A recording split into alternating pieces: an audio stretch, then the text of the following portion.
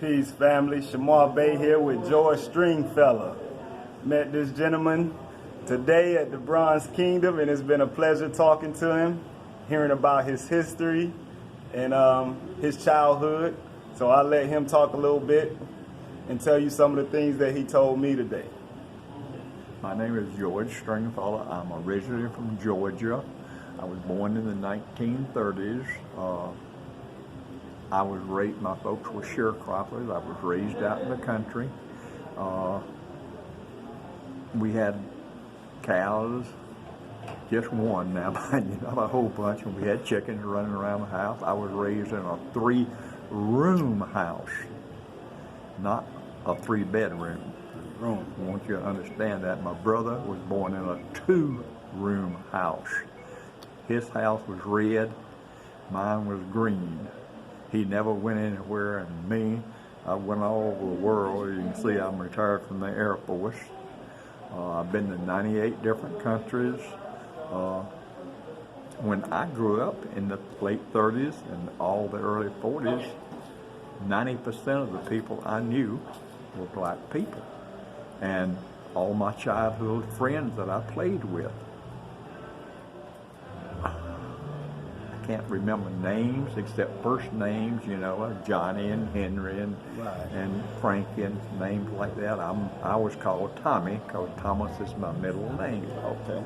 And I eat in everybody's house, and I ran in everybody's house because everybody that lived around us were in a 2- and 3-bedroom. 2- and 3-room house. Kitchen, a bedroom, and a bathroom. No bathroom outside. No, bathroom outside at this time. There wasn't no bathroom. Yeah, that's outside in our house. Okay, all right. Yeah. All right. Lord, yes. So, I grew up eating grits and black-eyed peas and grits and fish for breakfast. We had a little creek. Me and my brother went fishing in every day, and we'd catch little fish about the size of 3 fingers, and Mother would cook them for us. And hard fry. Fish and grits for breakfast. And, you can still find places that serves that, Oh, yeah. But in 1956, I went into military. There was just really no jobs going on. And back then, you went in the military or you was on the farm? Absolutely, That's were. it. Unless you were raised in a big city. Right. And still, and Atlanta wasn't a big city back then. Yeah, it wasn't a lot of jobs still, yeah. No, it wasn't. And, you could always get a job sweeping the street or something like that, because the school I went to had no algebra, had no chemistry, had no sports, had nothing. Right. In fact, I started out in a 1-room schoolhouse. So what was he learning? What was they teaching? The 3 R's. 3 R's? Read, write, and arithmetic. That was it. Gotcha. That was all. And when I graduated, I still got my report card, and it shows business math, which is nothing but arithmetic. Right. It showed English. It showed can't even think of what it showed, but we had no social services, no science, no chemistry, no foreign languages, anything like that available, And people don't realize there's millions upon millions of people here in the United States my age that was raised like I was. Even out west, they were raised on ranches. Most of them were homeschooled. Right. Because they were so far from a school. From a school. They couldn't go. And people didn't have cars back then. Right. My daddy and my mother got married in 1934. My daddy had to borrow a buggy for him and his wife to go get married 6 miles away in a church. They lived that far away out in the country.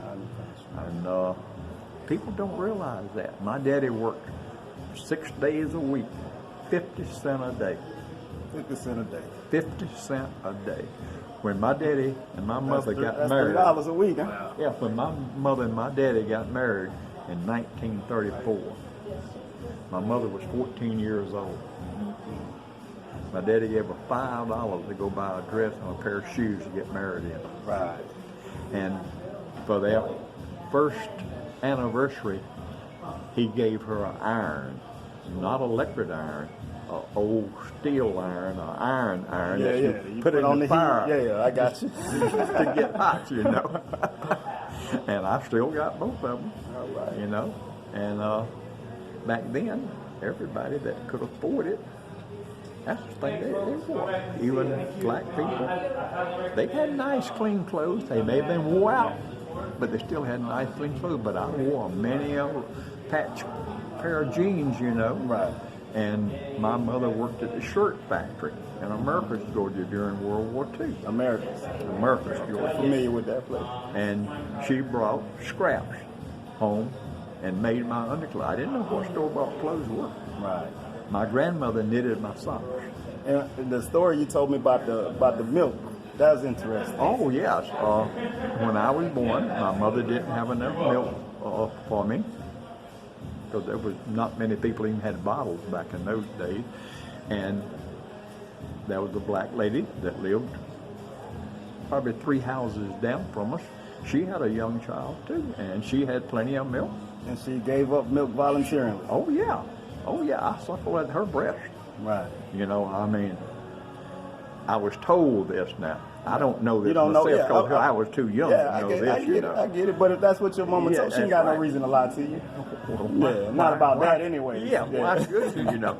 And a lot of people were raised that way and don't want to admit it, Right. you know. Right. So, So we've been divided and conquered oh God, what are by you everything, by the color, the religion, the talking? Yep, color of our skin, by everything. We've Yep. been divided. yep. And once we Absolutely. stood together and we fought. We the people, we fought together. Well, if you want to believe the Bible, who were most of the slaves? They were whites. They were whites. Yeah. Or if you want to call them, not African, but Slavic people. well, What's the word? I'm trying to use the word too. Not albino. I know what word you're Yeah. looking for. Man, I know Well, we were mixed breed. mulatto. You know, too. Yeah, Mulatto. mulattoes. Yeah. And everything, and I don't know how to explain it, but like you said, we've been divided, Right. and it's been divided through caste, I guess you could say, religion, I guess you could say. Everything divides us. Yeah, it is. Colors, red and Yes. blue, to the street we Absolutely. live on, to That's right. the hood we live in, to the city we live in, to the Well, see, state I we didn't- live in, I to the didn't know country what we stuff live like in, that. to the continent. was. Yeah, I'm saying today. Yeah. Today Oh, we yeah. divided by everything. Everything divides us, and we got a small group of people that's manipulating and controlling all of us, and we think it's all about black and white.